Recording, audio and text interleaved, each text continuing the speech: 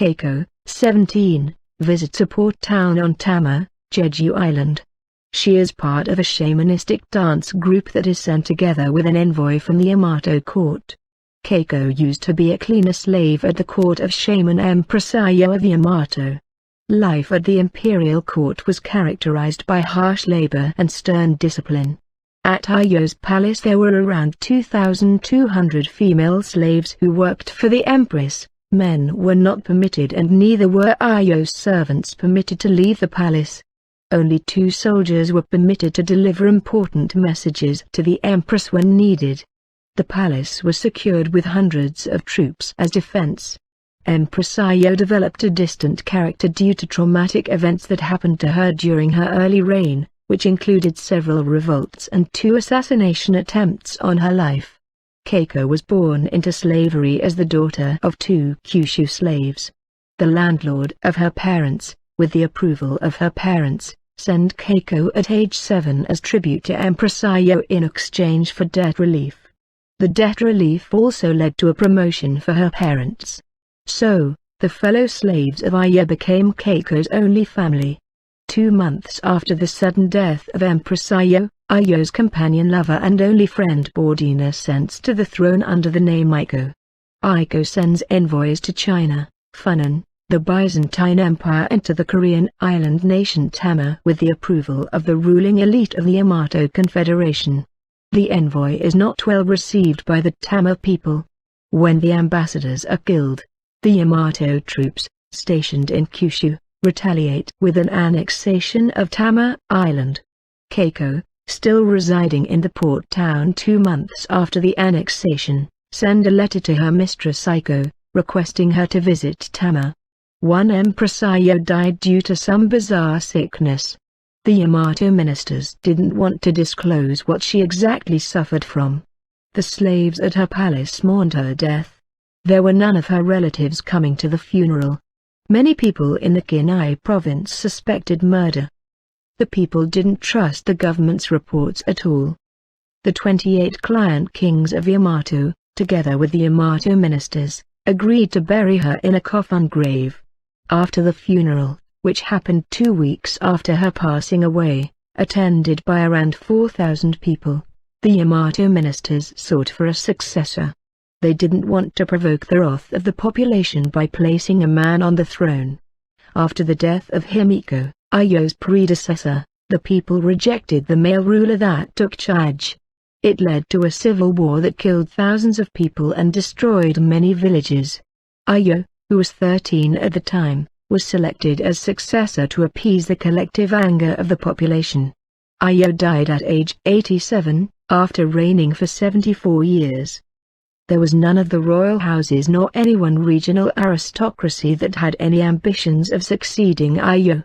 2 weeks after her passing away, the ministers decided that they should either seek a Korean princess to succeed Ayo or that they must select someone from Ayo's court. The proposal of a Korean princess caused much division among the leaders. So they rejected the proposal. After 3 days of voting, the men agreed that Bordine would be the next head of state. Bordine was one of the British slaves that Roman Emperor Carinus sent to Empress Ayo as tribute. Over time, she became the personal companion and only friend of Ayo. Ayo even retreated and allowed Bordine to manage all her affairs, except state-related issues. Bordine was 57, she spent 27 years at Ayo's court, of whom 25 as the companion of Ayo. Bordine learned and mastered the native Japanese language and she spoke Korean fluently too. She also adapted to the nation's culture. She, despite her age, appeared youthful as if she was 20 and she had a positive character and a pleasant, peaceful personality. At this time, the Yamato Confederacy, also called Yamato, existed 134 years since its foundation with Himiko. The urban population went from 100,000 to 400,000 and the overall population from 2,5 million to 7,1 million. The Yamato Empire also had navy and embassies throughout Asia. The rise in population also brought much strife and contention. especially between the descendants of Korean immigrants, which were estimated around 10% of the population, and the native Yamato people. There were also friction with the southern Emishi peoples that lived inside Yamato's borders. But also the landlords in the client kingdoms were in distress due to the low birth rate amongst the elites. The majority of the urban and rural population were slaves or semi-slaves, dependent upon landlords, who in turn were dependent upon regional tribal kingdoms. 2 months and 5 days after the passing away of Ayo, Boudin was enthroned in a grand ceremony in the capital. She received the dynastic name Aiko. She was now the head of the exclusive female sun cult, the ruler of Ayo's estate, palace, slaves and many shrines, and the formal head of state of Yamato with mostly ceremonial and emergency powers. The transition didn't mean much for Boudin, because she has practically been in power over Ayo's estate for almost 2 decades. Boudin wasn't fond of the whole sun worship religion. When she arrived at the court she tolerated the whole thing, and after she was promoted by Ayo she used her influence to secretly subvert the whole institution. She found out that soon that wouldn't happen overnight. Also, she realized that there was no guarantee that the society would be better off without the sun cult. It was the female sun cult that functioned as the glue that kept the country together. Boudin realized that it was better to leave the sun cult in place, because it offered infrastructure in communication and commerce. Nevertheless, she manipulated Ayo into retirement and forcing her to remain on the background. She made friends by giving occasional relief to slaves and permitting some of the women at court to date and even marry men in secret. The first thing Boudin did was releasing 100 prisoners and granting freedom to 1,090 slaves in distant towns. By doing this she hoped to gain some popularity, which she would need in order to be accepted. The government didn't support the royal pardons she granted, but they submitted to her decision out of respect for the protocol. Boudin paid a visit to an island called Tsukushima. The island contained 20 shrines and it was inhabited by 110 people. Boudin sailed to the island with 50 servants, protected by 25 troops. At arrival she was welcomed by the 2 local priests who offered her seashells and rubies as tribute. The empress invited the 9 royal couples of the 9 western client kingdoms to attend a banquet on Tsukushima. Within a week the guests arrived. The men refused to come, but they sent their wives and daughters, accompanied by some guards. It was still a taboo in Yamato for men to submit to female authority. For this reason the empress had only few political powers. The 9 queen consorts, 21 concubines and 16 princesses, bowed down under the empress and they presented their gifts. Most of the gifts were jewelry and makeup. The 50 servants of the empress remained in one shrine building, while the empress remained in a separate house. Also, the guests remained in a small building at the other side of the island. The 25 troops patrolled the island together with the 18 guards that accompanied the guests. After 3 days, the empress held a banquet where she discussed matters with the wives of the kings. The wives, concubines included, spoke a lot about a Korean island called Tama. Most of the concubines were Korean natives of Tama. The Tama nation had an abundance of Chinese gold. The women explained how the Japanese kings often used Tama as a transfer spot in sailing towards Baek's capital were Ariseung. The population according to one of the Kyushu concubines was around 1,1 million people. Boudin's real motive for this gathering on the island was to find out what was going on in the west of her empire. The 8 months since she has been empress were a bit lonesome. As the new ruler people had to obey the protocol. It was then that she realized again that she was a foreigner without any friends in a strange country. The ministers also refused to involve her in the state affairs. And her slaves at the court also avoided her. One of the supervisors explained to her that they were frightened of her. Boudin's initiative paid off. She found out many controversies that were going on in the west of the empire.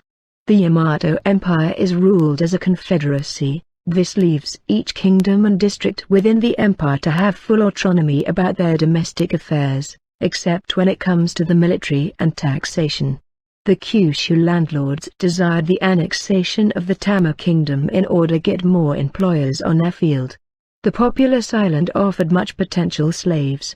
Kyushu had a population of around 3 million people. As the most populous region of Yamato, they had a lot of influence on the foreign policy of the empire. The Kyushu kings, however, were not permitted to initiate any foreign military action without approval by the emperors.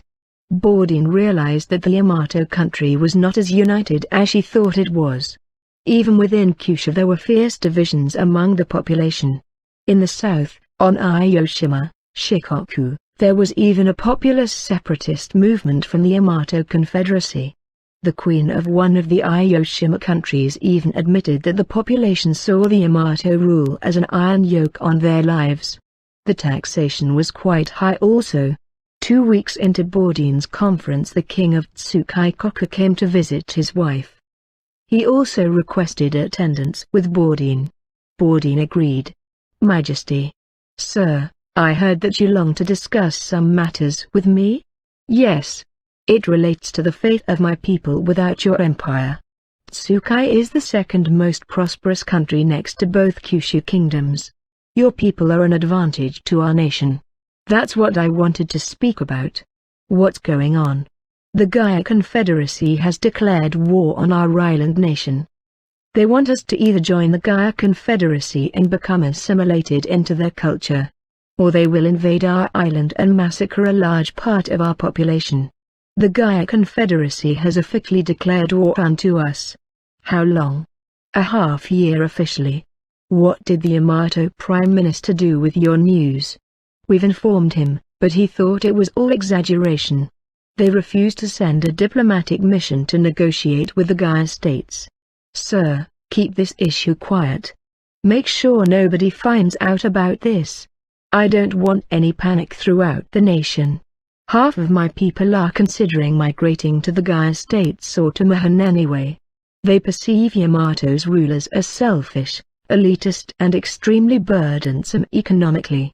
What are your thoughts?" "I'm a Yamato. I would never want anything else." "In that case, you must trust me." "Majesty. What should I do?" "It will not happen." The king departed on command of Boudin.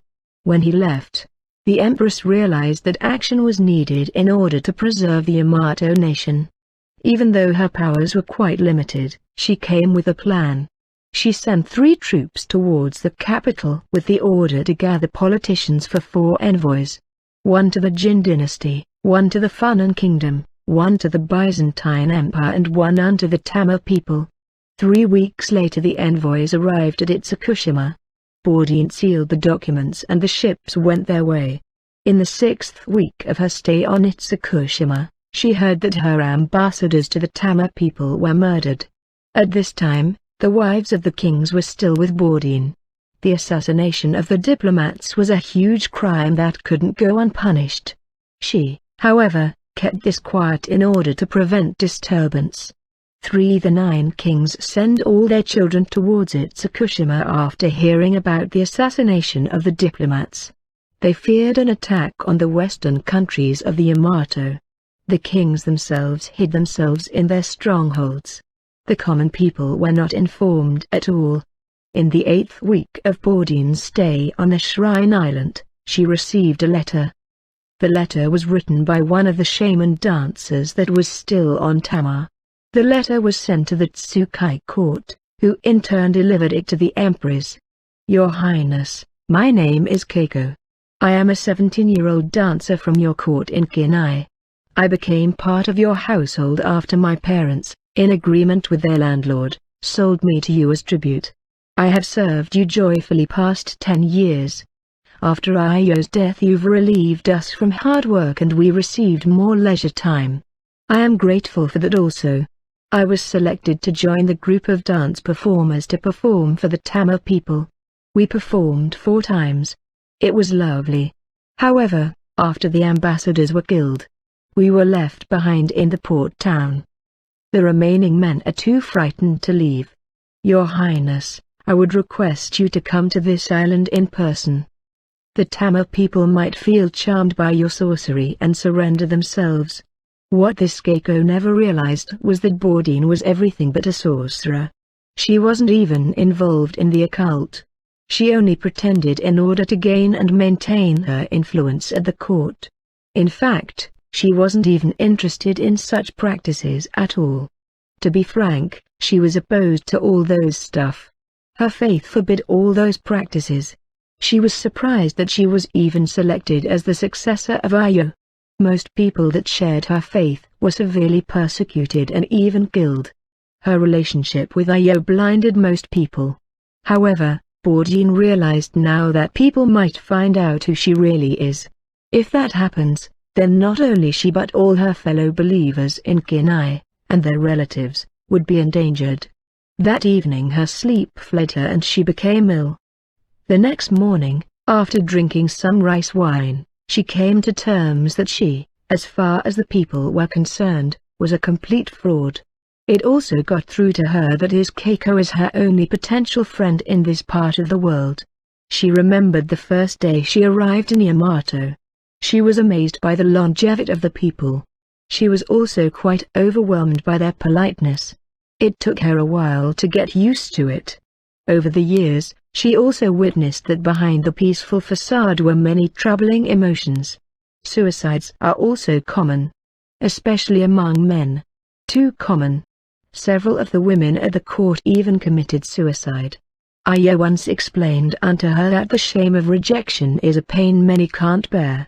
Death is their way out of pain, out of humiliation, out of accusation. In the evening it occurred to her that she was there for a purpose. She didn't know exactly what that purpose was. She decided to continue having faith despite the dangers that surrounded her. After praying she got an idea. She wrote the following. To the Prime Minister of Yamato. One of our countries, Tsukai, has been attacked by the Korean Gaia Confederacy. Also, our ambassadors in Tama have been murdered and their servants placed in detention. This is a double attack on our nation. It is your duty to defend the nation against problems both interior and exterior. Summon up the troops in Kinai and Kyushu and invade the kingdom Tama. Also, bring an offensive against the Gaia states. During the time of Himiko we briefly conquered the Gaia and Silla. We are well capable to do it again. Within 6 days a reply came. Majesty, we have discussed the matter and we agree with you. The Kinai troops have arrived in Kyushu and they are now preparing for the invasion of both Gaia and Tama. We have reserved 1,400 troops for the invasion of Tama and 2,500 for the invasion of the Gaia Confederacy. The troops are well armed and motivated to defend our nation. You and the royal families that remain with you in Itsukushima are guarded by 5 warships. Please, leave this matter unto us. The people on Itsukushima were relieved when hearing the news. They cheered and celebrated the attack on their enemies. Bourdin became quite uncomfortable with the cheers. She even broke out in tears. 10 days later Tama was fully occupied. There were no causalities because the people willingly surrendered. The king of Tama even requested attendance with the Yamato court to negotiate about the fate of his nation. The Gaia suffered 400 deaths and 15 villages were completely destroyed. The Yamato court was divided about what to do with the Tama-Koreans. Bourdin decided to visit the island in secret. Bourdin arrived at the port town where the Japanese envoy arrived. She was dressed as a slave and the guards pretended to be sending food supplies. When she appeared the dancers immediately rejoiced, especially Keiko. Keiko embraced her fully. This was the first time since Ayo's death that members from the palace were rejoiced to see her. They even performed a Thanksgiving dance for her. Bourdin broke into tears. That evening they socialized as equals. Aiko, I want to get out of here. I understand you. You don't know what it's like seeing 4 men killed right in front of you by a mob of violent men. I have witnessed human sacrifice and I was forced to consent to much animal torture also. Believe me. I can relate to your pain. What did you hope to gain with this envoy anyway? Why are you worried about that? You brought us in danger. Didn't you realize that these people were hostile to our people? I only had peace in my mind. Well, these people don't. When can I return to the palace? I like it there. I'm glad you like it over there. What happened to Ayo, anyway? What do you mean? She seemed quite afflicted lately. And we often didn't see her. I'm not sure if we should discuss this. We have to. People are claiming that you killed her. This shocked Bourdin completely. What did you say? Do I have to say it louder? May have spoken about it. People claim that you weren't sad at all when she passed away. Well, of course I was sad. It never occurred to Bourdin that people were suspecting her of something so awful. So, what happened to her? Did you kill her? Why should I kill someone that was already dead on the inside? For years. She was unhappy? Of course she was. You were the only one that she talked to. Ever since I got on court. That's how she's been for almost 20 years. Isn't it weird, Aiko, that none of her relatives wanted to attend her funeral? Her relatives didn't love her at all. They only exploited her position as empress in order to fill their own pockets. She often spoke about how much she hated her relatives. Just understand, she was already an old lady. She had very few gray hairs and her skin was still soft and tight as during her youth. But her mind had endured a lot. She had any kids? She told me she had a twin. Illegitimate children. She was not permitted to have any relations with men. So after her pregnancy her kids were brought up by some servants. She went away for some months and gave birth unto them. She also has grandchildren by now. But none of her granddaughters had any interest in succeeding her. So the Yamato ministers selected me. That's obvious. You were running the palace in her place for decades. So it would be easier to choose you than someone new that needs to be brought up into the system. You're smart. I have to be. Some of those women at court are predators. I know. I lived with one for decades. How did you take that so long? I just adapted to the circumstances. Resisting would lead to either imprisonment or death. Or both. So, I complied. And from there I saw a chance to use the circumstances in my favor. And this is where it led me. I'm not saying that it was a necessary right thing for me to continue my affair with Ayo. But at the time I didn't know what else to do. I never imagined I would be shipped across the earth as a slave to a female prison cult. I was married once. But my husband abandoned me and sold me into slavery. I planned to have kids and live as an important female politician. Women in the Roman world aren't valued much. Unless they are part of the game or married to one of those high-positioned men. And I was married to one of them. We fell in love when he visited my village. It was a dream that turned into a nightmare. You are an important figure. So your dream did become reality. It just manifested through suffering and hardship. It was likely not the way you planned or hoped, but it happened the way it had to. Without you.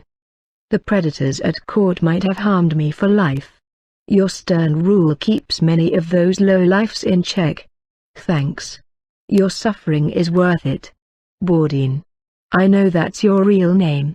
You've adapted to something that you wouldn't have adapted to if you had a choice. Letting that crazy woman touch you so intimately and exploit you for her relief. For years. It's the same as if a man did it. It's horrible. It was horrible. But nevertheless, the physical sensation and climaxes were real. So I enjoyed those and suppressed the whole context in which it took place. It kept me going. After a while, it became a routine that I even looked forward to. But, as you said, I wouldn't do it again. Absolutely not. Just because something is pleasurable and even relaxing doesn't mean it's right. Will you get a husband after all? On this age? Why not? You still look youthful despite your age. Like most women from Yamato. So, make your move. I will need approval from the Yamato court. Did Io need approval for grooming you? Actually, no. Neither do I think that they will bother with your choice. I understand that we are the symbolic purity of the Yamato nation. The clean young maiden that mediate between the people and the gods for peace. You want a husband? I'm not sure. I'm happy with life at the palace. If I do get a man, it will be probably one of the guards. I don't have any interest in living a civil life. Even though the palace is in fact a prison cult, it is much more comfortable than living the uncertainty and harshness of daily urban or rural existence. At least, at the palace I have many luxury compensations and I get the chance to travel around. So, I won't be leaving any time soon. You're quite honest about it. Why wouldn't I be honest? I don't have any gain with lying or pretending. You never miss your parents? My parents were slaves that sought a way to gain privileges at my expense. I have no interest at all in seeing those people. I've come to terms that they never really cared about me. So, don't worry about it. The palace servants are my family now. I'm one of yours. After Keiko drank her cup of coconut milk. But Bourdin, what's the next move? Will Tama become Yamato? Or will the Yamato court give this region up? I think you do realize that they wouldn't do all this trouble to just let them go. Wouldn't they? The Tama people will remain under Yamato's yoke for a while. Believe me.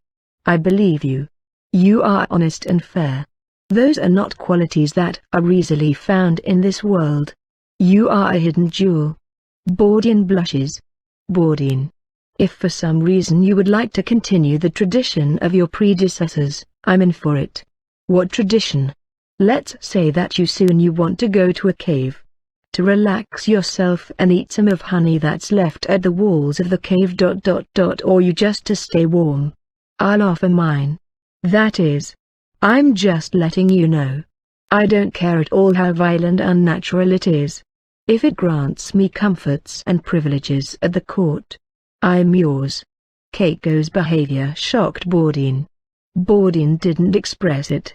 She didn't want to openly condemn her attitude, because that would make her a hypocrite because she not only tolerated but knowingly indulged herself in such behavior decades long. On the other hand, if she accepted it, she would be denying her faith and agreeing with sin. So she just answered, I appreciate your offer. I'll consider it. 5. Bourdin eventually met with the king of Tama and they came to an agreement that made Tama a part of the Yamato polity in exchange for free access to the Kyushu ports. The Gai states were subjected again and a governor was appointed. At the time the governor was appointed upon the reconquered Mimina, an envoy from Byzantine Emperor Licinius I arrived in Kyushu. Licinius didn't spend much time upon diplomatic mission. He was too busy fighting off Dacian invaders and Scythian pirates. The Byzantine Senate dealt with diplomatic relations. Licinius was only informed when it came to sending ambassadors. Licinius never even heard of the country Yamato.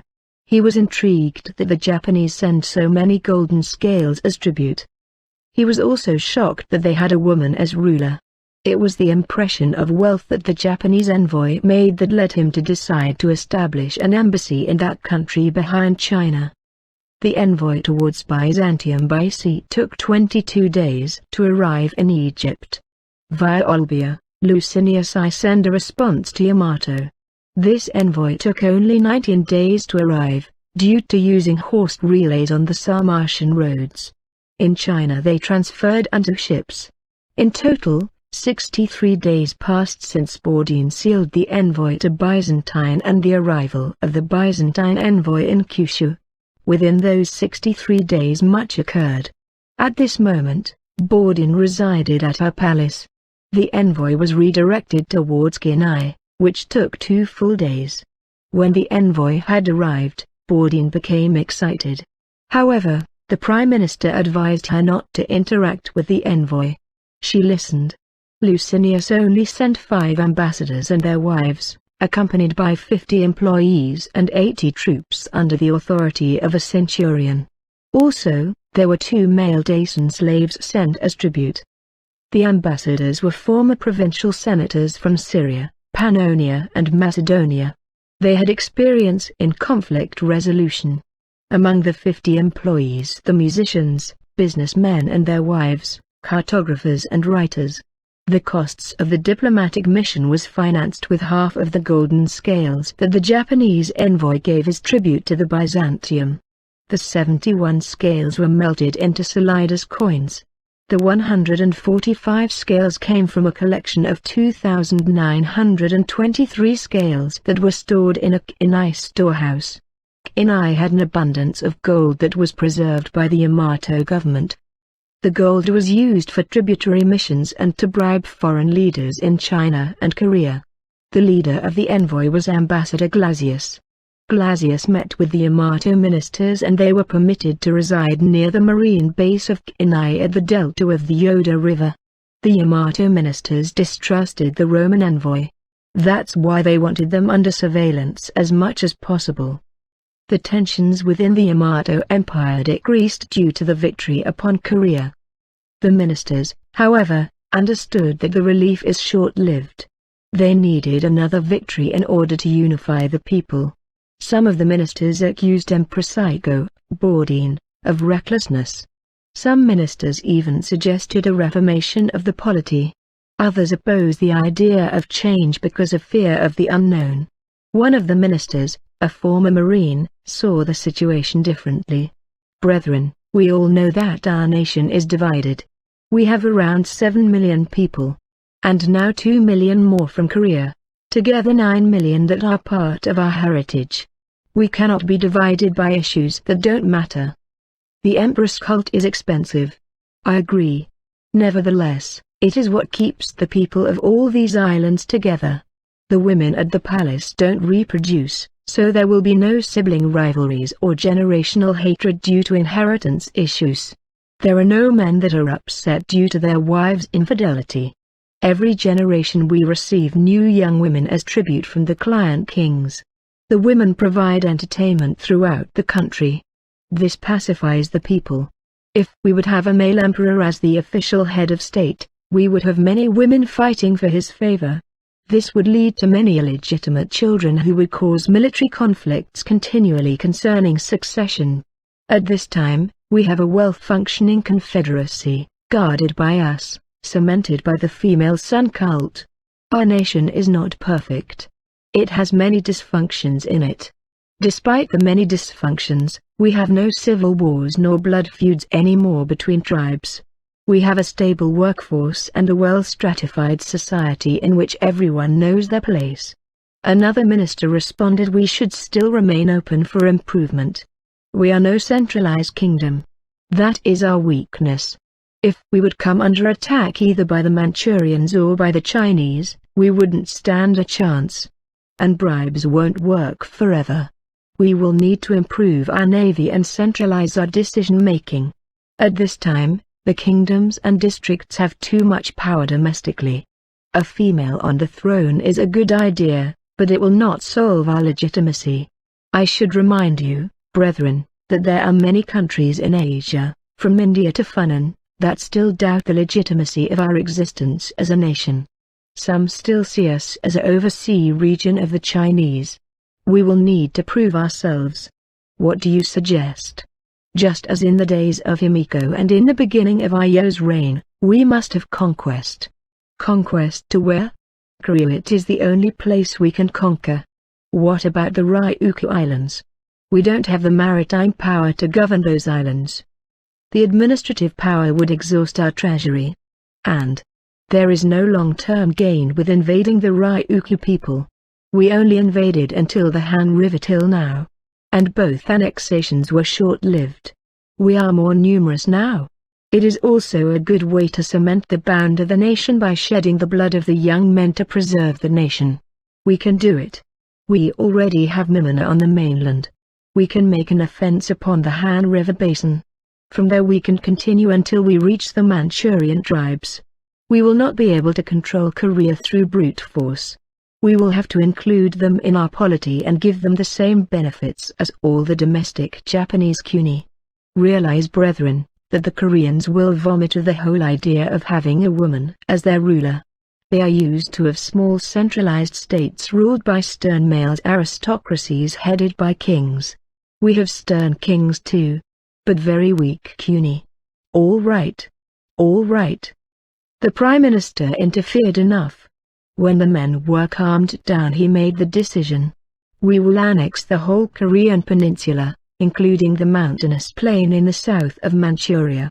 Just realize that this operation will cost a lot of money. We will also need to fight off the Chinese rival kingdoms in northern China. We will be in war for the next generations. But we will do it. And about the female rulership, we will deal with that later. For now, the sun cult is fine. In the future, we can allow one of the aristocracies from Korea to become emperor of a centralized Yamato state. In that case, our successors will abolish the whole palace complex. It will have served its purpose. But that might be within 100 or 200 years. That's far ahead. For now, we will need to focus on maintaining peace within our nation. Expansion will bring unity. But it will bring challenges too. Meanwhile, Keiko played music in Bourdain's room. Bourdain was wearing purple clothes and singing. While they were singing, a message arrived at the palace guards. There was an attack on a nearby town. Everyone was killed. According to the guards, there was a conspiracy from a cult of Christians that wanted to overturn the regime. The guards decided not to inform Bourdain about it. They didn't want the peace at the palace to be disturbed. The guards ordered the military to start an investigation. Later that day, the Prime Minister was informed also. Within 2 days 23 suspects were arrested. After severe torture, 2 of them confessed that there were around 13,000 Christians throughout Yamato. He even confessed that the Christians were financed by Empress Aiko herself, who was herself a covert believer. This news was a big shock for the investigators. If this is true, they argued, we have big trouble. That would mean that we are being subverted. The investigators informed the Yamato ministers about the confessions. Half of them didn't believe it. The other half saw this as an excuse to progress their own agendas. The Prime Minister realized this was a national crisis. Within the next days, another 460 Christians were arrested while they were assembling together. The 483 suspects were sentenced to death, children included. The Yamato court wanted to make a clear example of their defiance. In Yamato, you either join the worship of the gods and you adorn the sun cult, or you're dead. They covered up their intention with false allegations of cannibalism and child torture. The executions took place on a hill in the capital. The executions were witnessed by most of the capital's population. The economy of our nation is dependent upon the veneration of the ancient mysteries. If we depart from them, we will lose favor from the gods. That would lead to a collapse of our way of life. It would bring us back to barbarity, said one of the executioners. These people only cause division within families and strife within communities by worshipping this Roman executed criminal who rose from the dead. The whole story that those Christians believed in sounded quite absurd to most of the Yamato people. Many took offense due to the idea of a future judgment and resurrection. There was another reason why the whole Christian message was repulsive towards the Yamato people. They perceived it as a form of Roman imperialism. They were informed by foreigners from India that the Roman emperor had made a religion based upon the Christian message, and that all within the Roman sphere of influence was forced to accept this new religion or they would face consequences. Even though the Yamato believers were not linked at all to any organization or cult, the presence of their belief in Yamato remembered people about the vulnerability of their society. That was something nobody wanted to be confronted with. But, above all, the shrines and temples would lose their income if this new faith would become dominant. Much of the local economies existed out of animal sacrifices and pilgrimage. Without this need for appeasement of the gods, the whole system of sacrifice would become obsolete. This would lead to loss of economic activity and increasing unemployment. Much of the power base of the local aristocracy and the income of many farming families came from these religious activities. In short, the Yamato people perceived the Christian revelation as a kind of aggressive invasive weed that was growing in unwanted places and causing much discomfort. Even though many disagreed with the harsh treatment, they longed to keep their society free from external influences as much as possible. The executions were not reported unto Bourdin, because she herself was both suspected of committing treason due to her faith, and the old rumors of her killing former Empress Io were also taken into consideration. Despite all these developments, life at Bourdin's palace continued as always. Nobody even knew about what was going on in society. The Prime Minister also limited the contact between Bourdin's palace and the rest of the world. This led to more isolation. The Christian problem was reported to all countries of the Confederacy. Many arrests and executions followed. At the same time, in Tama warships and in Gaia ground troops were made ready for the big next invasion of the Korean peninsula. 7. The king of Tama sent his daughter Gina to Bourdin's court as tribute. She was brought with 51 pieces of Chinese gold and many spices as a gift to the empress.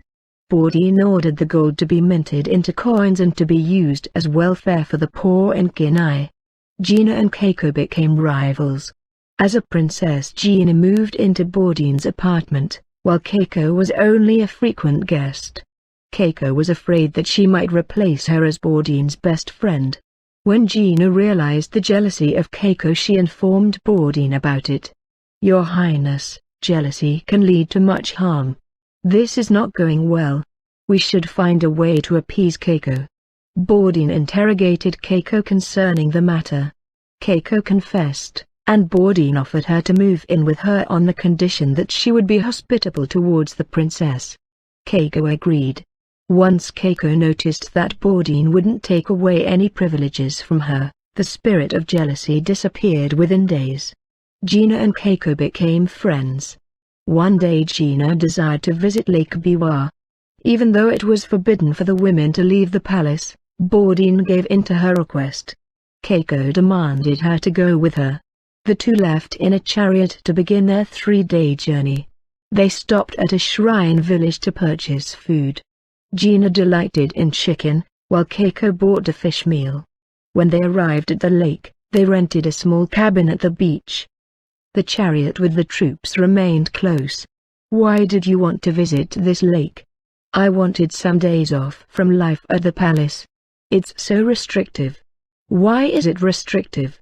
"You walk around with makeup, expensive clothes, many jewelry ... and you don't even work. Yet you complain about restriction?" "I just wanted to be away for a while." "Well, understand that you can't expect this frequently. There's a protocol we need to abide by. One time won't harm the protocol. When the others found out we went away, they will desire it too. Then we won't tell them anything. By the way, there are frequent requests for performances by the palace slaves. That's for work, not leisure." "How long have you been at court, Keiko?" "Since childhood. I'm 19 now. 12 years. You're never tired of the lack of men around? Do you?" "Well, I'm kind of bothered by it." "What is your plan, to come here and lure some guys and hook up with them?" "Why not? What if you're kidnapped? Or killed?" "I understand now why your father sent you to us. You are too inconsiderate. You can endanger yourself and the rest of us." Fine. Don't whine. Then no men this trip." Keiko understood Gina's frustration. She was not there on a volunteer basis. There are some small villages nearby the palace, and there are some young men around there. Peasants. Hunters.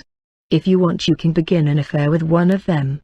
We can get him to the palace to work as a guard or as a painter. Meanwhile, you can have your fun. What about you?" "What about me? You don't want any?" "I don't see the use of it. It's prohibited. It will cause trouble. I've only suggested it to appease you." "So, assume that you..." "Assuming? Assume you have your eye on one of the women. Who is it? Why is that your concern? Not so hostile, Keiko. I was the one that pressured Bourdain to let you move in with us. She really wanted to eliminate you from court. Thanks for remembering me. Wait. So your eye is on the Empress, don't you? You said it. That woman could be your grandmother. She isn't. And nobody even knows her age. Only we do. Now I understand why you were upset with me coming at court. Let's stop about it. Did she reject you? No. Then. I offered myself. She said she would consider it. How long? 2 years. I mean, how long since you last had some quality time? We never did. I was only at her house to play on the instruments. It made her calm down. Oh dear. You're furious. Frustrated is the right word. Get one of those dudes. I'll consider it. Good. Then I have my partner in crime. Both laugh. One of the guards kill an invader. The man was a predator who sought to molest the 2 women. Later that night, the guards took the women away. They returned back to the palace. At arrival at the palace, Gina seduced one of the guards and mated with him in a basement. When Keiko entered the house, Bourdain asked why they were already back. After Keiko explained what happened, Bourdain wanted her to play some music. So she did, and they sang some hymns. 8. The annexation of the Korean peninsula was completed after 2.5 years. The Korean states were merged into the Yamato Confederacy, and each country received the same rights as the Kuni countries in Japan. The new prime minister wanted Bourdain to make it through Korea. The Korean representatives strongly discouraged the whole plan. They predicted much disgust and even riots if they would be forced to admit a female ruler. Also, there was no common national sentiment between both regions. So, the plan was forgotten. But Gina really liked the idea of traveling through mainland Korea. After long fights, Bourdain gave in and she ordered the military to organize a 3-month journey through Korea for her, Keiko, Gina and 75 of the slaves at the court. This was done without approval from the ministers. Gina confessed that she was 6 months pregnant and not becoming fat, as she was saying before. Bourdain was not happy with her lies, but at least she understood why she wanted to have a 3-month journey to Korea. Gina didn't want to give birth in the palace. It would cause much controversy. It would also cause envy with the other women who longed for a man, but were prohibited. The crew departed by ship and arrived within 4 days in Gaya. That they sailed upstream until they reached a shrine village. It was recommended by Keiko to remain there until Gina gave birth. Bourdain agreed. They remained in the village. Gina remained in a cabin, while the others traveled in the region giving dance performances. Gina gave birth to a son. She named him Jung. Shortly after the birth, the group sailed towards Tama to show Gina's father his grandson. The Tama king was overjoyed. During their stay on Tama there were 2 revolts in Korea at the same time. When the prime minister found out that Bourdain was at Tama, he requested her to return. Bourdain made plain that she would return when the time was ripe. The prime minister explained to the other ministers that the empress was returning soon. Gina left her baby at her father's household and they continued their journey. They sailed to the Han River basin where they attended a festival. Bourdain never revealed her identity, as was discouraged by the military.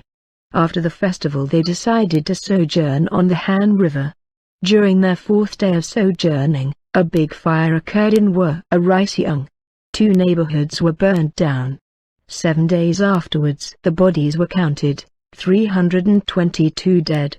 A month of national mourning was enforced by the Beck leaders. Bourdain's crew, however, didn't know any of this. They were filling their bellies with grapes, shrimps and spices. The Yamato and Korean ministers in Kinai, Yamato's capital province, sent a team to investigate the matter. They saw this tragedy as an opportunity to enforce justice in order to demonstrate the legitimacy of their rule. The team of investigators arrived 2 weeks after the tragedy. No arrests were made. The conclusion: when the month of mourning was over, was that the fires were ignited on purpose. The two neighborhoods were primarily inhabited by Chinese immigrants, most of whom were shop owners or involved the red light district. Yet, only 110 of the dead were Chinese, the rest Korean. According to one investigator, the attack was the result of rivalries within the prostitution industry in the Han River Basin. Just as China itself was divided, their criminal immigrants were a reflection of this division. There were at least 8 gangs active around Wattpad. Each gang had between 30 to 40 members. The gangs offered employment to young outcasts.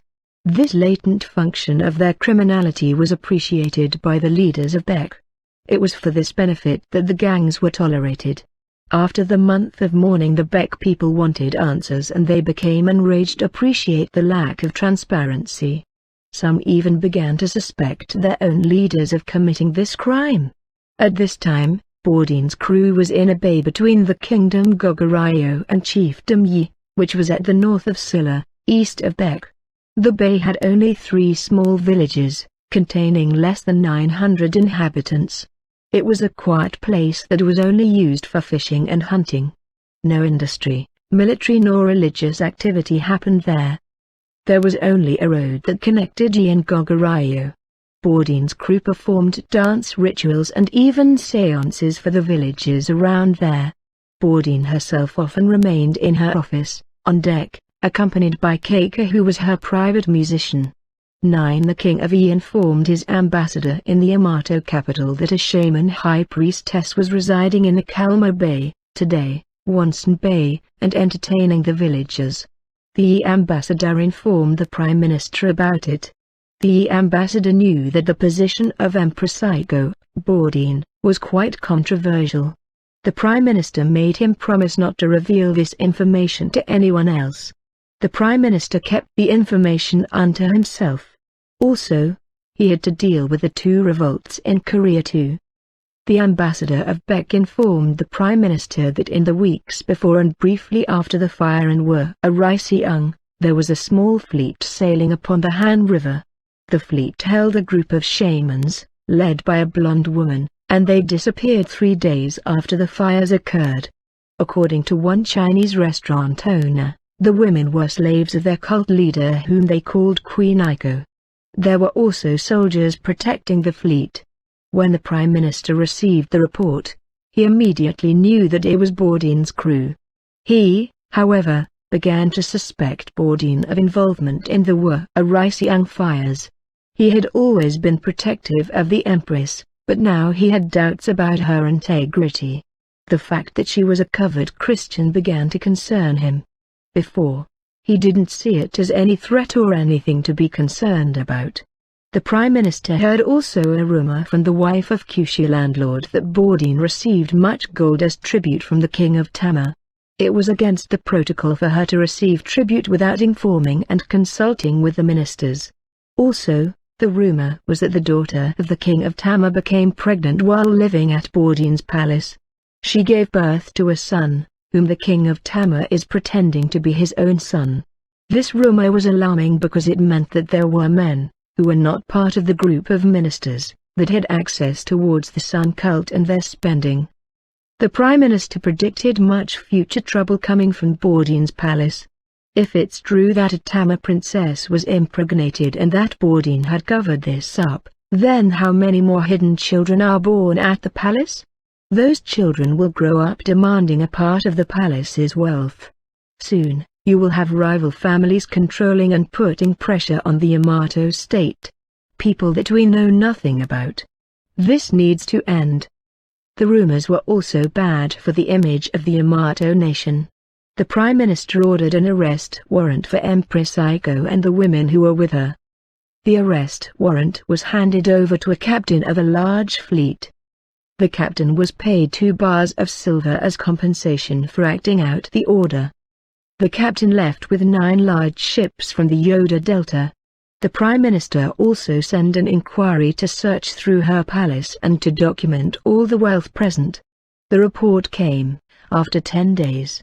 The court had 2,302 women that lived there. Most were between ages 19 and 41. The palace had 8 plots of land, 4 farms, 5 basements, 12 towers, 10 shrines, 2 decorated inner gardens, an artificial waterfall, 80 cabins for the slave residents, 2 houses and 5 posts for the guards. The female slaves of Bourdain lived in relative luxury, wearing jewelry and drinking much plum wine and expensive fish dishes. The guards were paid thrice their normal wage. And there were at least 42 illegitimate children, of whom 30 are men, born since the time that Bourdain took charge of the palace, during the reign of Ayo. But, besides that, underground, around 1,400 skeletons of children were found who were killed during sacrifices. Many of them came from the late reign of Himiko and the early reign of Ayo. But, some of the skeletons were recent. The Prime Minister knew that the Sun cult periodically practiced human sacrifice, however. The amount of skeletons frightened him. The findings were discussed with the Council of Ministers. The ministers were surprised by the amount of wealth at the palace. The child's skeletons made many vomit. Some began to suspect cannibalism at the palace. A spirit of anger entered into the congregation and the men decided that the Empress must be executed. Nevertheless, they didn't want to anger the people for whom Bourdain was like a motherly figure. Some feared making her into a martyr for her faith. They explained that their seed of those martyrs only increased that infectious gospel of theirs. The others didn't care. The congregation decided that an arrest and imprisonment was enough for now. They would later figure out how to get rid of her once and for all. The people in Warisiang revolted against their native establishment and big riots broke out. The other minor revolts were already smitten down by the Yamato regime. The situation remained centered around the Han River basin alone. Meanwhile, the 9 marine ships arrived at the Kalma Bay. The captain launched an attack on the ships of Bourdain. The troops on board battled the troops of the captain. Meanwhile, the ship where Bourdain, Keiko and 20 others were upon, managed to sail away. They entered a stream called Ipsok, which originated in a mountain lake with the same name. When the sun set, they reached the center of the stream and they found a small settlement. The settlement has a tiny harbor that was big enough to contain their ship. The settlement appeared to be a ghost town. There was nobody around. One of the shaman slaves said it would be better not to lodge in that town. Keiko, however, pressured Bourdain to remain. So, they remained. Bourdain didn't realize the trouble they were in. She had cognitive dissonance. Keiko, at the other hand, realized that the attack was meant to either kill them or imprison them. She realized that it might have come from the Yamato ministers. But she had no evidence. When she shared her theory to Bourdain, Bourdain explained everything away and called her paranoid. When the women and 2 men that guarded them, and steered the ship, walked through the abandoned village, they got chills over their skin. The weird thing was that the weather was quite warm. Keiko entered into a big house. The rest followed her. There were spider webs everywhere. This house must have been abandoned for years. What happened here? Who cares what happened here? True. Just as she said. We are here. We are safe. We can stay here for a while. What if they come here to look for us? They won't. Keiko ordered them to be quiet. Keiko saw an opening to a basement. She lit a lamp and went downstairs. Downstairs she found 3 adult skeletons. Bourdain rushed behind her. She was shocked when she saw it too. What do you think happened here, Keiko? Why are you asking me? You're a shaman, aren't you? Why are you inquiring me? I'm just one of the ritual dancers. I don't do readings or seances. Anyway, we are in the middle of nowhere, in an abandoned village, in a basement with 3 skeletons. Who do you think they were? Well, I guess they would have been the owners of this house. Or maybe, prisoners. I agree with that girl. I don't think we should remain here. I get the creeps from this place. Especially after seeing this. But you persist in staying. So we stay. Where else can we go? We are fugitives. From our own country. You're such a conspiracy theorist. Who else would want to attack us with 9 ships? That was planned. And those folks knew who we were. But anyway, I see you're still not ready to face the harsh reality. Fine. I will tell the rest we will be sleeping here. They all sought a place to sleep. Bourdin returned back to the boat. Keiko went with her. I will sleep in my own room. Here at board. I'm not comfortable over there, she said while undressing herself. If you want you can go into that village. She covered herself with a warm blanket and lay down on the futon. Keiko closed the door, the curtains and drank some of the coconut juice that was left. I'll stay too, she said. Tomorrow we will go out and see what's going on with this ghost town. 11 That night, the captain of the Yamato fleet questioned the Kalmar village to find out what was located in the north. Some of the elder men explained that there was a small military settlement upstream the Ipsok River. The elder men explained that the village was run by an insane landlord who used to terrify the peasants living near his house. 10 years ago, the man disappeared. The village had around 300 inhabitants, and the nearby towns dependent upon the economy of that river port. The nearby towns depopulated quickly. 7 of the 9 towns disappeared and became ghost towns. Most of the people from the 2 remaining towns migrated to the Kalmar Bay. Some of the younger people told about an urban legend that the river port was haunted, due to some ritual sacrifice that the landlord performed in his basement. Most people didn't believe the urban legend. Some said that the population migrated towards the Han River to find jobs. The captain wasn't convinced. He thought it was insane to leave this free and fertile environment and to settle in an industrialized society like Beck.